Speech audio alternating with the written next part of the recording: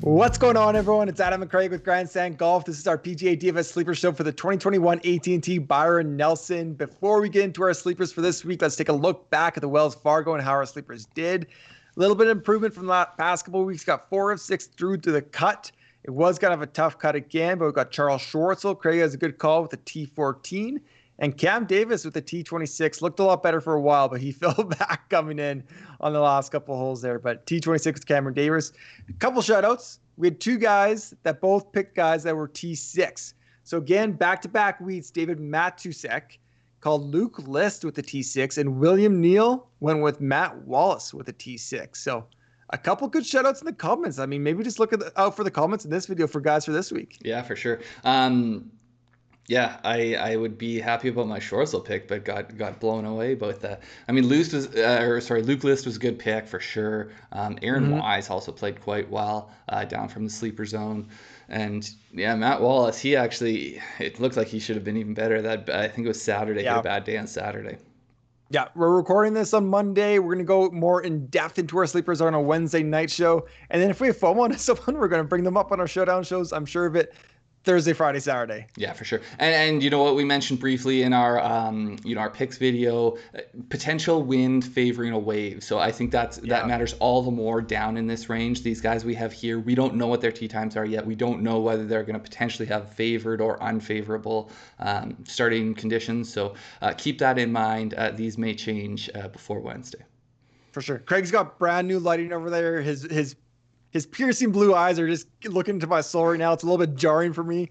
The one other thing I do want to say... Try your best not to fall in love, I guess. Yeah, I'll try to watch out for that. On our pick show, we talked about kind of what we're looking for golfers at TPC Craig Ranch. It is a brand new course. We don't have Craig's model, which we've kind of built to find these values, kind of the diamond in the rough. So we kind of profile what golfer we're looking at. So go look at our pick show to see kind of what we're looking at there. Yeah, we will have the model up, but it just won't be customized to this course and everything. So it will be there so you can find all the recent results and all that kind of stuff. For sure. Let's do it. Brandt Snedeker is my first sleeper, 7,400 on DraftKings. He's 38th there. Pretty similar on FanDuel. He's 35th ranked, 9,200. It kind of seems like he's kind of just tailing Mark Leishman a little bit. Like it went through his kind of slump 2020. Coming out of it, Mark Leishman got a little bit earlier. But I feel like Snedeker is kind of doing that now. I mean, both great pros over the past kind of decade. But he has 3 made cuts in a row. 2 of them top 11s, T6 at the Valero, T11 at RBC Heritage. We talked about key stats. My number 1 was strokes gained putting. Brandt Snedeker has been 3 straight years over 0.3 strokes gained putting. And with that, he's also improving his iron play. So looking at 12 months, his strokes gained approach is negative, minus 0.22. When we just look at the past 6 months, it's getting a little bit better at plus 0.07. And the past 3 months, even better, plus 0.24. So you can see the kind of constant improvement of his iron play.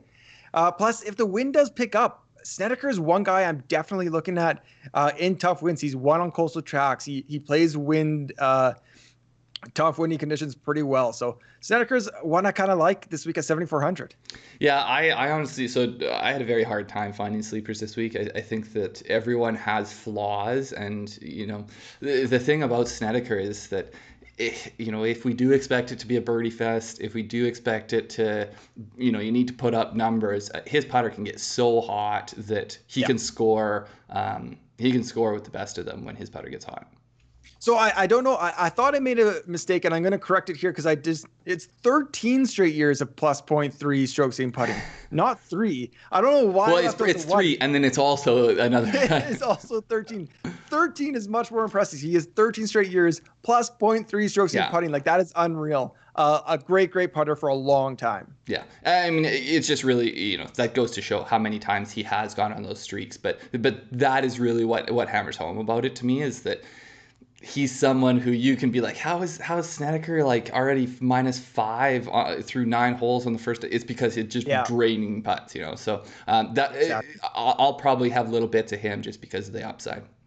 Yeah. My first one here, I'm going with Camilo Villegas, 7,500 on DraftKings. He's 35th, 8,800 on FanDuel, 44th there. So maybe a little bit more enticing over on FanDuel. But he's someone we brought up as a stock up recently. He is playing very good look at his past 3 months. He's 23rd in the field in terms of strokes gained total. It does start to fall off the further back you get, but he is in the midst of a comeback, and so it still looks pretty decent at 6 months for the price we're getting him at, but then 67th, 83rd over the past 2 years. Not the best, but really to me, it's totally a momentum play. So we look at his last 5 starts. He was tied for 8th. And then he missed a cut, but then he was tied for 17th, tied for 25th, tied for 17th. So his game is in a really good place right now. It is a little bit on the back of a hot putter.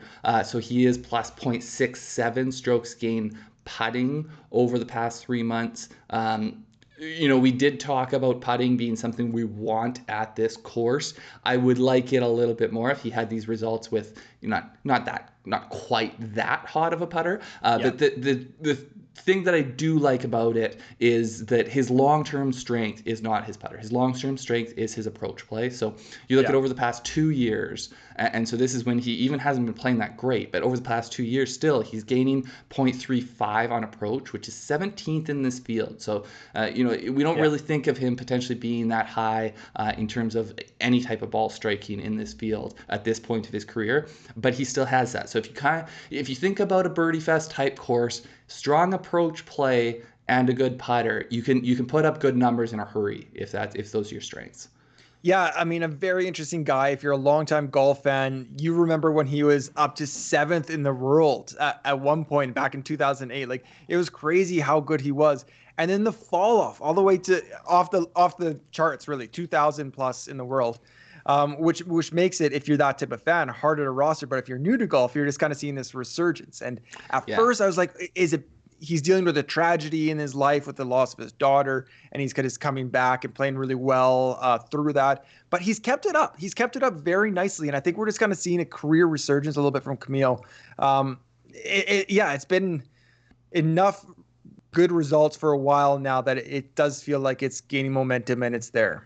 The thing that I struggle with, like that 7,500 on DraftKings seems steep. Like if he was low 7Ks, high 6s, I would be a lot more confident plugging him in. But it seems a little bit steep, so I don't know how much I'm going to get of him. Yeah, I think that's fair. Okay, my second sleeper here, I'm going with Tom Hoge, 7,200 on DraftKings, 46 on FanDuel. He's 8,800. He's 44th. He has been super hit or miss, probably a better GPP play, but he has, in his past 6 events, 3 top 25s, fantastic, 3 missed cuts. And what's going on there? But looking at the key stats again, so he ranks 10th in the field over the past 6 months for strokes gained approach at plus 0.6. He's 36th on the PGA Tour, so the entire PGA Tour for the entire season in birdie or better percentage at 23%. And that was when we kind of talked about on our pick show. All the guys above 7,500, they can go on these birdie streaks, and I'm not so much worried about it. But these sleepers, I kind of feel like that stat's a little bit more important for them to know that they can still compete in the shootout. They just have to limit their mistakes a little bit. Kind of an average putter, right around 0 for most of his kind of career lately. So putting's not there, but I feel like with the approach, with the birdie or better, that's a good thing to lean on at 7,200. And then he does have experience here. He was 6th at Q School at TPC Craig Ranch. So he has played here. He went to TCU in the Fort Worth area. So some familiarity, but again, not really something I'm leaning on, but it's just kind of an extra little tick up in his favor. Yeah, I like Hoge. I was saying just before we came on air here, I think he may end up being one of the guys I play with a decent amount down in this range. He does have high, you're not rostering him for safe made cuts, but he does have potential to go out there in a birdie fest type of week and compete. And so I like him for that reason. I don't think I'm going to get super heavy on anyone down in this range. I think I'm going to spread it out fairly thinly, but he's definitely someone I'm going to look at.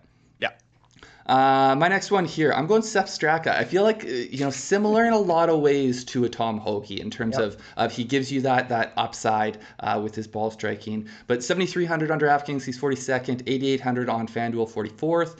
You look at his strokes gained totals, a little bit the opposite maybe of Camilo. We look at the past 3 months, past 6 months, he's slightly negative, slightly not great value for his pricing. And then the further back you go, 12 months, 2 years, he starts to look a little bit better, 25th and 34th respectively. respectively.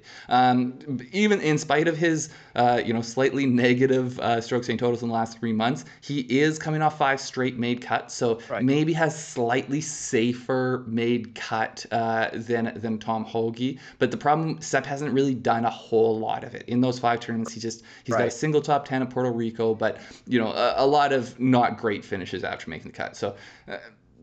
Don't love that, but what I do like is his strengths fit sort of what I am thinking this course is going to reward. He's good off the tee, 0.34. These are over 2 full years, so 0.34, 18th in the field, and then on approach he's 0.18 strokes that he's gaining, and that's 31st in the field. And then putting, obviously not as great. It's plus 0.08, 52nd in the field, but it's a positive. It's not like he's plus, losing there. So that's more the takeaway, is that his ball striking's good. His putting is decent enough that if he has a good putting week. The last one, I feel like this week just screams Houston Open to me, the Vivint Houston Open. Maybe it's just because that was right before the Masters and in Texas as well, but that was he was tied for 5th there, and he actually was, I think, even closer at one point down the stretch there. So maybe a little bit of correlation there. Yeah, I like that comp. Sepp Straka. I mean, it is a kind of a different tournament. I feel like a lot of, we have a lot of these top guys. We have some in the kind of tier 2, tier 3, but those guys that we're used to having in like the 7,000 to 8,000 range aren't there. And these guys are getting bumped up because of it. But Sepp Straka, we know, I mean, we've been talking about him for a while, just with his ball striking. He can play himself into tournaments, into weekends.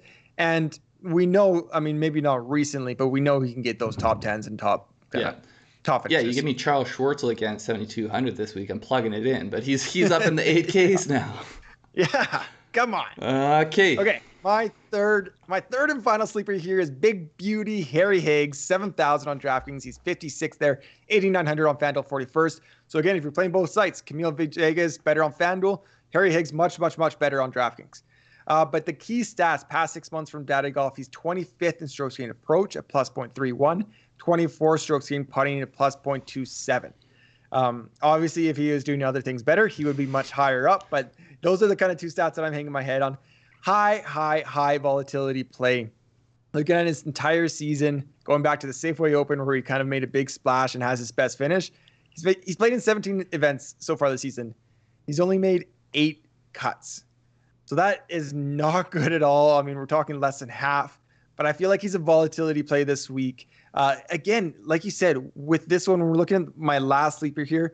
It's definitely going to depend on the wind draw, how much I have of him. If it's going to be 10%, if he's in a bad wind draw, if it's, maybe up to 25, 30%, because he has the right tee times that I feel like he can compete out here, and he's a high upside guy. But again, like Hoge, the birdie or better percentage, he's 28th on the PGA Tour in birdie or better percentage at 24%. Lives in Dallas, went to SMU, has those ties to the kind of the local area here. So I don't love the volatility of it, but I feel like with upside, there's not much better you can do than Harry Higgs at 7,000. Yeah, it seems like everyone down here has flaws. Like, it's not like some weeks where we feel like, oh, this guy's definitely going to attract. The only downside is his ownership, or something. So sure. Higgs comes with a high volatility and not the best made cut percentage, but we have seen him play well on courses where you do need to score. So we'll see.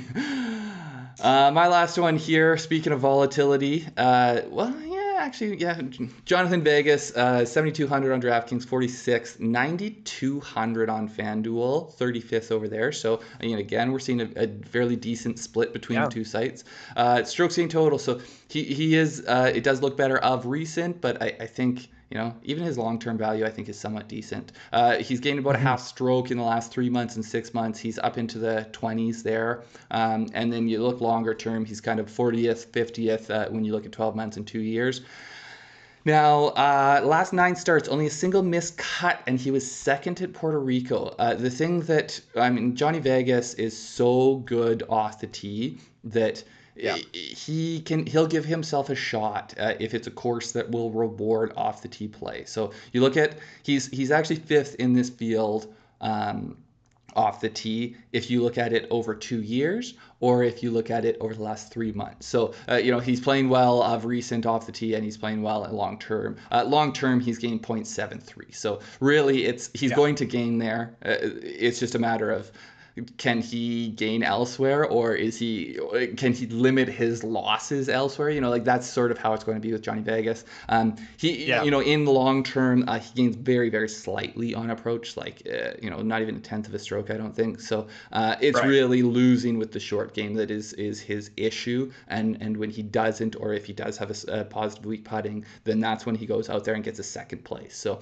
Ryan Palmer spoke about how these fairways are nice and wide, and they can be taken advantage of. So if Johnny Vegas does take advantage of them, I think he's maybe, of the guys I have here, maybe he's a little bit more of a safe cut guy with upside, but we don't really know. Yeah, I don't. Maybe so he's made 8 of 9. I mean, there are riskier cut makes. Yeah, for sure. He has made 8 of 9. But yeah, I guess maybe I've just been burned myself that I don't think of him as a good cut maker.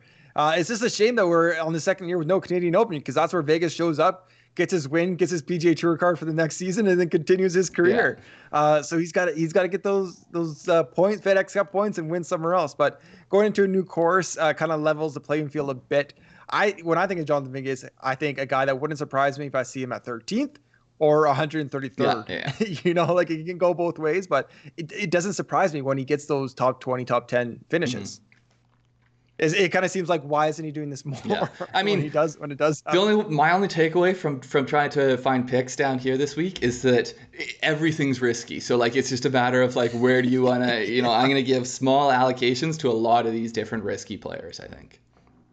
Yeah. Well, as we mentioned, our live DFS show is on Wednesday night, 9:30 p.m. Eastern. Make sure to subscribe to our channel and ring the bell so you get notified when we do post that. That's where we talk to the entire field. We'll have a weather update for them, but we'll talk about, how much we're playing of each guy, go into a little bit more depth about kind of what our player pools look like.